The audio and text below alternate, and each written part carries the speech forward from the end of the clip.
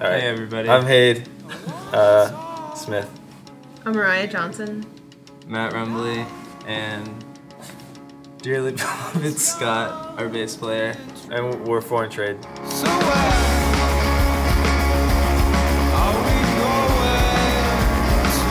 I got started in foreign trade with Matt. We've been playing music for a little while.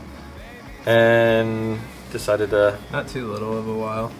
Yeah, we've been playing music for a couple months at least. Like a year, maybe.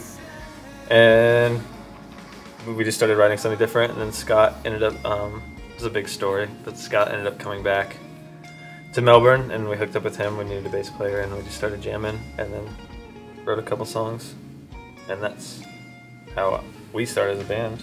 We always needed another guitar player, and our friend who was kind of hanging out this summer, we were trying to play some shows in Melbourne, filled in for a little while, and we never really had a third or a fourth member. And the CD we were recording, like all the lead guitar riffs and stuff I'd written, but we couldn't really perform live, and you know, Mariah came in. I mean, we had a guitar player. We had a fourth guitar player for a while, but anytime we would do anything like promoting wise, it was still just the three of us, me, Matt, and Scott. Yeah. We never promoted another player, and then once Mariah was in the band, we were like, okay, Mariah's awesome. So if she wasn't awesome, she would be sitting back there. Not even close to getting in the band.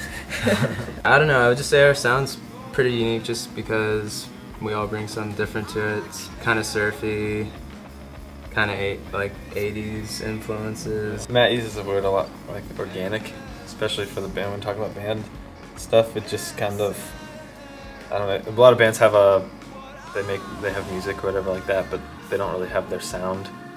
And I think, I mean, once we got Mariah, like it all kind of just like just came together. And like, oh, this is what we're gonna make, and then we stick in that little area. I mean, we branch out a decent amount, but I think the thing that separates us most is just how different music styles we all have. When they come together, they make a weird. I like it. It's pretty cool. Mine was. There's like a little story behind it. I lived in Boston.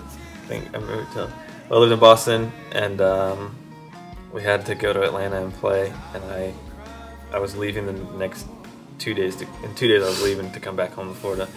So I booked a flight, flew to Jacksonville, stayed the night. The next day, we drove to Atlanta, played a show. Went to bed at like 4. My flight was at 6. Woke up, flew out back to Boston, loaded up the big van, and drove that day back down to Florida. So I made Boston to Florida, Boston and back in 3 days. Let's see.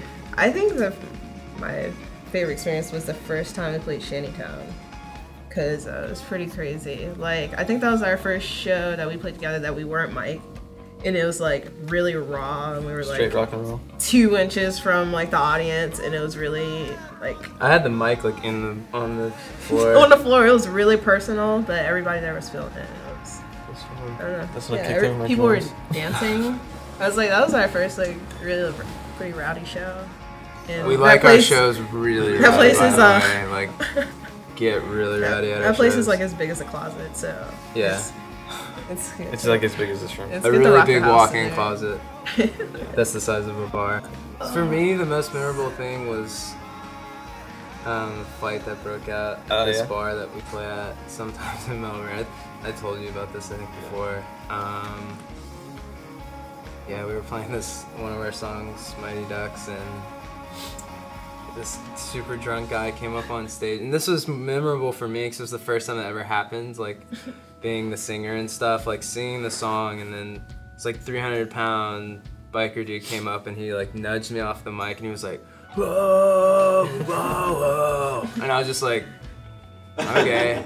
But, like everybody in the crowd was like into it and stuff, and then he started yelling, and then I like tried to politely nudge him off, and he went into the crowd and started a fight with one of our friends, Jess, and I think she kicked his ass. Yeah, they were on the floor rolling around and stuff, and Matt just looked at me and I was like, just keep playing. Yeah. And so it just made it even more heavy. We're just yeah, it felt interesting. It's our heaviest song. Yeah, and it's like our heaviest song. That was the heaviest moment.